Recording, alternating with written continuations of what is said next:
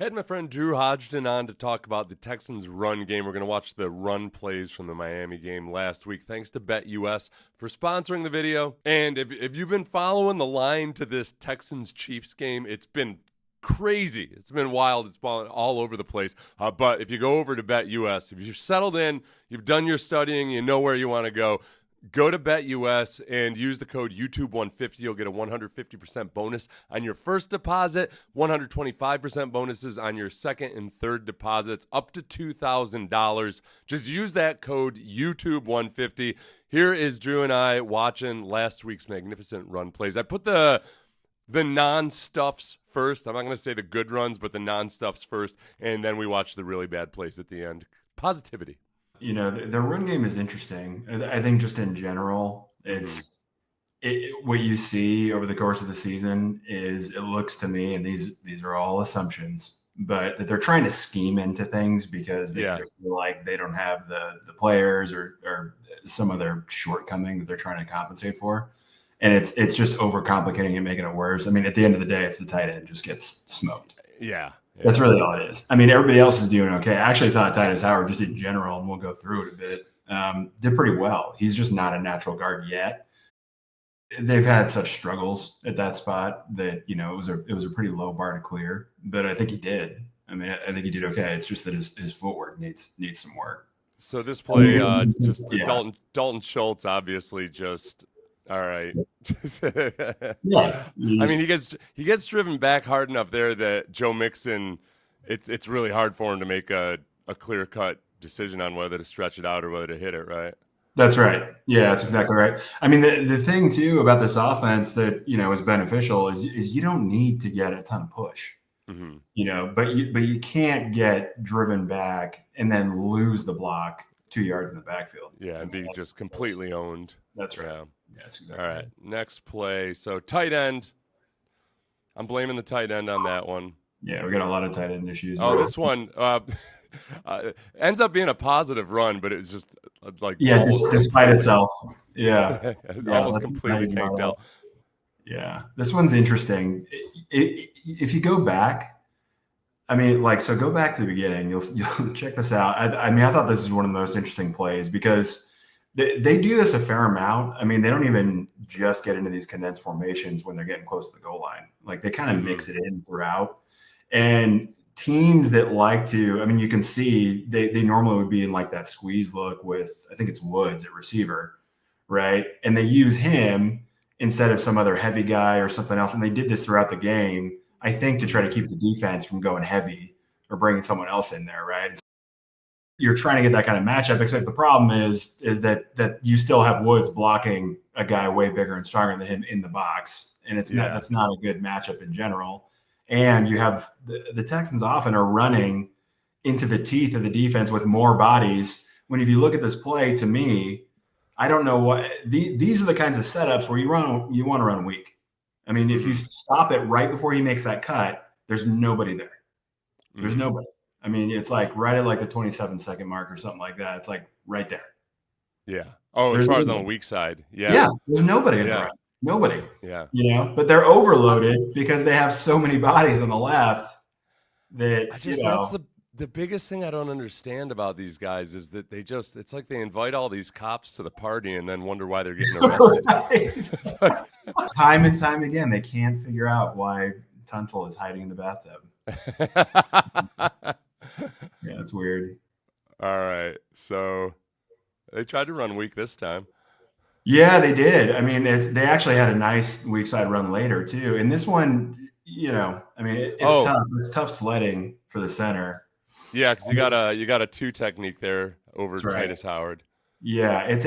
I mean, that's a long way to go for a center to be able to get that guy and drive him flat.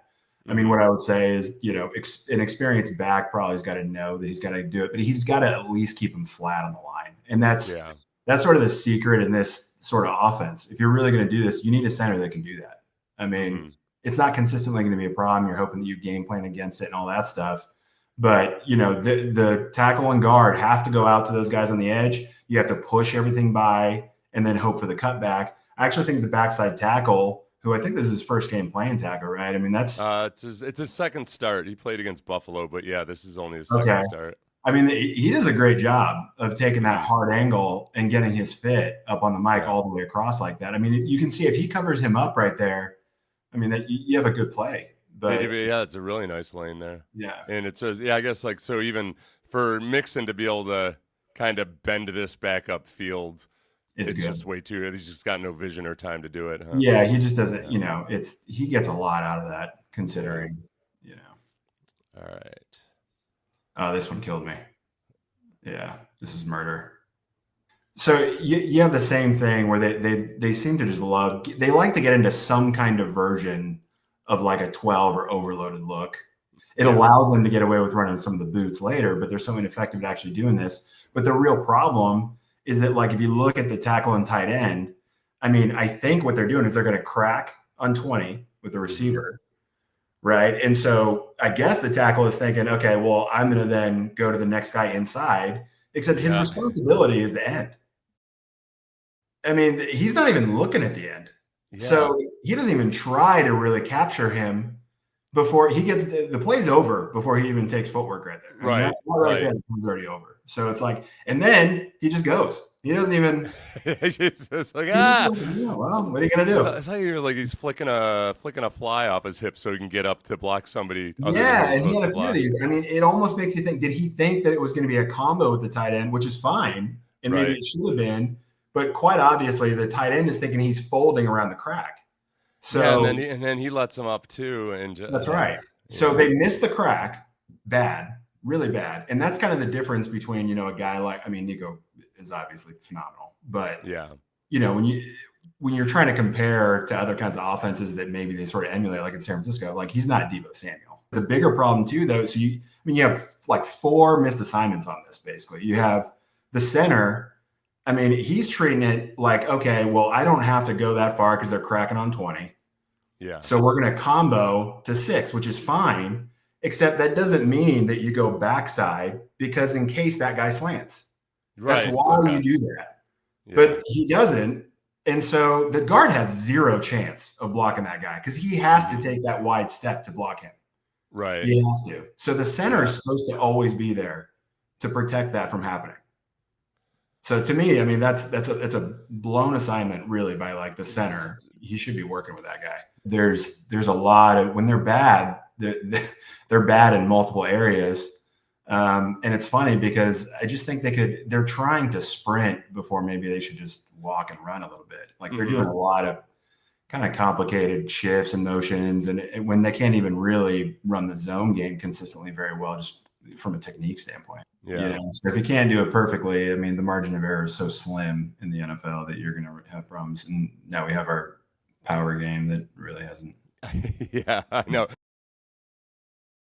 Well, what was weird too? I mean, they do some things that, and this is kind of where I would have to know more about, what they're watching on film and all those things. Right? Like I'm not in those meetings, but they do some stuff in the backfield with the action and where they get lined up. Like they did that reverse handoff on that zone earlier where he lost yardage, right? Where he had no choice but to go backside instead of the wide open hole. Mm-hmm. And I don't know why they do that. And this is kind of one of those where if you look at the running back in his eye, he doesn't look like he's going where the play is telling you it's going. He looks like he's going where he ends up, right? Yeah, like he's planning on bending it back around. Right. He looks like he's planning, like it's predetermined. And it's the same thing with the receiver. Like the receiver almost looks like he's trying to create. Well, that's what I wondered. That's what I wondered about, like with the Titus there. Like normally, if you're running power, he's just gonna, try to take the kidneys of that nose tackle. Correct, but he looks like he's trying to reach him almost. Yeah, which would make sense that they're trying to do some kind of a wrap counter or something weird like that. Yeah, that's why. But then you also can't even tell where the center's going. Like I can't really get a bead on. So that's like he almost looks like they're trying to just he's expecting the guard to come down and hit the nose. That's right. But Titus is treating this like it's a zone. It's weird, but I mean the biggest offender on this one to me. You already know what I'm saying. I'm looking at Laramie dry humping that guy. Yeah, what the hell's going on? That's the one. That's the one. He had like 3 or 4 that were. Oh, yeah. We put him in that our is, circle. again, I mean, look, I don't know the play. Yeah. The only thing you could say to defend this is that he made some kind of call where he knew the tight end was also coming down hard and he had to.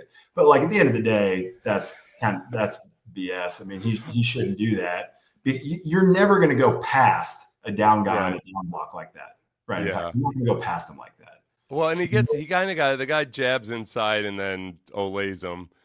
But that's just, I mean, that's football. You know, I mean, that's NFL line play. Like, and then one of my favorite things about this Texans offensive line is the way that when a play does start to break down, how they just gleefully run past active defenders. Like Shaq Mason has got one thing on his mind, and it's his original assignment. But meanwhile, so he pass rushes past that guy to get up and block nobody. Yeah. And he's like, man, I'm gonna grade out high. All right, so far, these are mass scale miscommunications or misassignments. Yeah, just it doesn't take a whole lot. There was some good stuff on this play. I mean, that's the thing. I mean, I don't want to be overly negative. There was actually some good signs of improvement. Oh, we're doing the plays that were for positive yardage first. These aren't even even the technically bad plays. These were plays that went for 0+ yards. So yeah, good point. Okay, so here we go. Yeah, well, I mean, what's funny is, I mean, this is where you see this is basic. It's just very basic. They're just condensed formation on the backside. They're running weak. Right. They just have a tight end basically in line. I mean, they're not doing anything special, just 11 personnel, and they're just running zone. Yeah. And it looks good. Yeah. I mean, it looks good. Guys are using good footwork. They got good reach. Really good by the right guard. I mean, that's very good. Mm-hmm. That's the difference between what he's doing right there is what you can tell Howard is not yet doing with his footwork or anything. Mm-hmm. When he climbs like that and he's not square and he's not in control. I mean, look at how square he is, and he's still moving on the angle, and then he captures him. Yeah. So he allows the tackle on the backside to be able to make that block. The problem with him is that's great. He's keeping his shoulders square there. In pass protection, none of these guys like to keep their shoulders square. They just to turn. Yeah, they try to turn and face the sideline almost is their idea. Really perpendicular. I mean, Tunsil has a few where he turned that you just showed it. This is it right here. This is the kind of thing. Yeah. I mean, this is like on this wide zone. It's unrealistic, really, to expect him to be able to reach that guy, right? I mean, yeah. I understand that. I mean, he's like a wide 9, but you don't want to turn it into just a turnout, right? He's immediately. He's not even trying. I mean, he's like it's a path of least resistance. Like, oh, he's upfield. Here we go. Yeah. Oh, yeah. Now I'm just going to turn and I'm going to be facing the sideline. I mean, you have to try to stretch him because otherwise, all he has to do is close the door. And he can just squeeze down that hole right there. It was going to cut back anyway. I mean, everyone else did a pretty good job, but you can see that's the same thing too with Howard, right? Being a little off balance. His guy ends up making the play. They go weak. Yeah. You just don't see a lot of finishes either. That's kind of the thing. Oh, this one killed me. I mean, this is. I wouldn't know. I wouldn't know how this isn't the tight end's fault. Mm-hmm. So if you go back, I mean, I see that he's fitting up right on that guy, but 86. Yeah, I mean, they're clearly the H or the Y. I mean, they're clearly locked right on the the line are basically treating it on the backside like I got the down guy, right? And everyone else they're treating it like zone on the right side. Mm-hmm. So they're doing what they're supposed to do, and they're driving up to that guy. So it's like an insert play. So you're inserting a blocker, 86. Yeah. It looks like Woods too. Like he's supposed to know, and he screwed up. Like he knows he has that guy, the next outside backer. There's no way the center or anybody else has the middle linebacker. Yeah, that's got to be Schultz. That has to be Schultz. So you're blocking a defensive back instead of the middle linebacker. That's right. So he just leaves the guy in the hole, just right there. I mean, and you can imagine that's the kind of thing where. I mean, what it'd be like if we were in meetings with Kubiak or whoever else. I mean, you would get absolutely, you'd be banned from the building. Oh, just honestly, the number of missed assignments, it just it's a lot. I don't, like that's why I always just come back to. It's not like they got a bunch of guys who scored threes on their Wonderlicks out there. This is right. That's right. You can't excuse that. That's the thing, is that there's technique and there's, athletic limitations and whatever. But when you see that it's coming, like we've gone through this, I mean, we've seen it from every position group. Mm-hmm. We've seen it from the receivers. We've seen it from the tight ends. We've seen it from the line. And we've even seen it from like Mixon on the back. I'm not convinced that his cutbacks are necessarily not predetermined versus reading what he should be. So yeah, that's an issue. Okay, so Laramie on this one is another fun one. Oh yeah. They lose leverage a lot. I mean, a lot. They lose it. Which so you're getting a little help from that's Irv Smith, the tight end. You cannot get knocked off by a tight end. He's going to give him a shot right there, and then you just you can't get knocked off on a combo like that by a tight end. I mean that's not great. Let's see. Good by the center. This is a good, pretty well drawn out play, actually. Okay, center gets out. Shaq's got that guy sealed off. Blake Fisher's got his guy. Yeah, Patterson's downfield. It's pretty good. I mean, they obviously missed that backside block. Yeah. But it's again, I mean, that's that thing where, go back. I mean, Blake Fisher gets shucked at the end, so he just didn't finish the block. But he did. I mean, that's kind of one of those I mean, in a perfect world, does he finish the guy? Yeah, but So the guy coming in from the left was Nico's guy. All right, next one. Oh, these are the ones. These are the actual bad ones. These are somehow worse than the other one. This one is little yo-yo motion by Mixon back to him. Yeah, there's another one that they missed the crack again on this. I'm almost certain. Let's watch the crack. I'm always looking for crack. Yeah, Woods. Yeah, these guys try to block the back hip of the guy they're supposed to be cracking. Yeah, you still have to go inside out. Yeah, head across the bow. Damn your concussions. Yeah, don't worry about your health. Yeah. So and then Titus. Yeah. I don't know. Titus kind of gets his. It's almost like Titus's guy gets picked off of him. Well, he gives it up though. Oh, he gave it up. Yeah. He gives it up. I mean, that's that thing where it's confusing to me, because the biggest differentiator for a lot of this stuff, I mean, Shaq Mason does pretty good. Look at him though; he's all the way downfield trying to drive his hip up, but they're not driving with their backside hip. Yeah, they're just trying to square them up, and then they're getting into this shuffling game, and you're never going to beat a faster, more athletic guy doing that. You have to just so he loses it, but then watch Tunsil. Nothing. I mean, he just gets out there. He's in open space. So, an offensive coordinator is drawing this up thinking, God, what would be awesome? And it's going to be great. I'm going to put this giant athletic tackle. And I'm going to get him out in space. Just like, because I can't think of anything right now, but the tackle over in San Francisco. Penei Sewell? Oh, okay. Trent Williams. Sewell, too. Yeah. And get him in space, and I'm going to have him just murder this DB in wide open space. And then that's, so it's kind of like, come on. I mean, he's a premier tackle. He should be able to make those. Let's watch these. Okay, tight end's just getting smashed back. Just thrown out of the bar. Yeah. Just absolutely, And it's one of those things where if that's who you have and they have other skills, that's okay. But it's kind of been this way. Right. Yeah.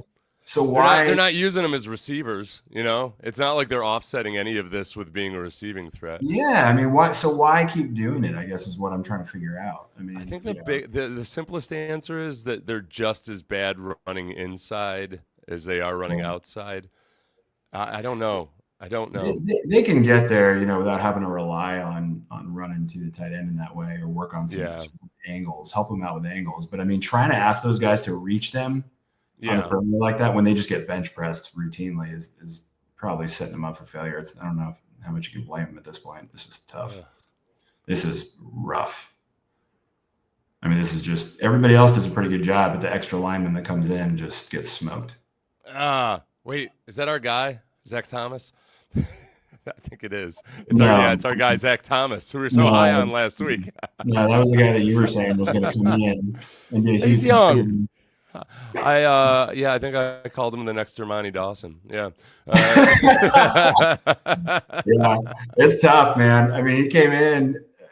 Yeah, I don't know. I don't know. You know, if you're being really charitable, you say, I don't know how much you're helping him by suddenly throwing him in as an extra tight end in what's probably like a specialty play.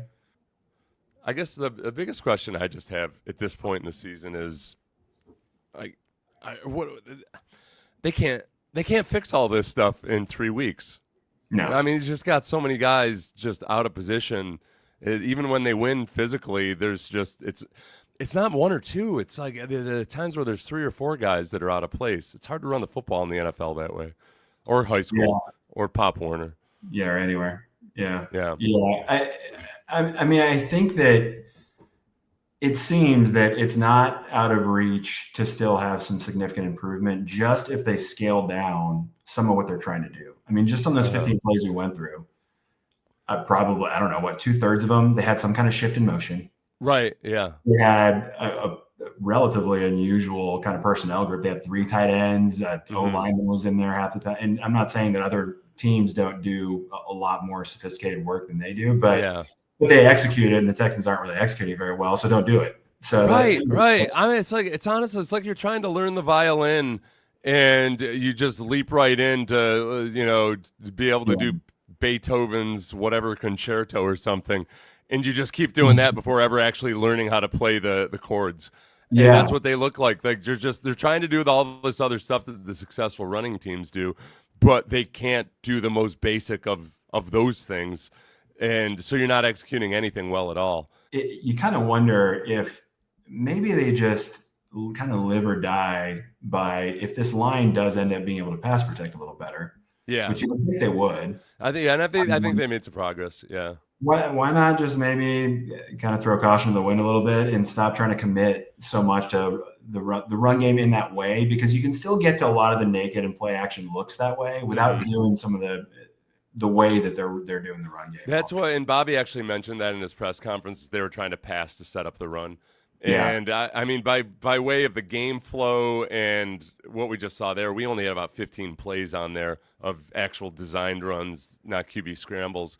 That might be less by the time I edit it, but like they didn't have a lot of actual reps to get anything going. I'm not making excuses for them because they've had plenty of opportunities to show that if you're being serious about trying to beat these teams that you're going to face in the playoffs, and honestly, in just the next few weeks that the Texans have.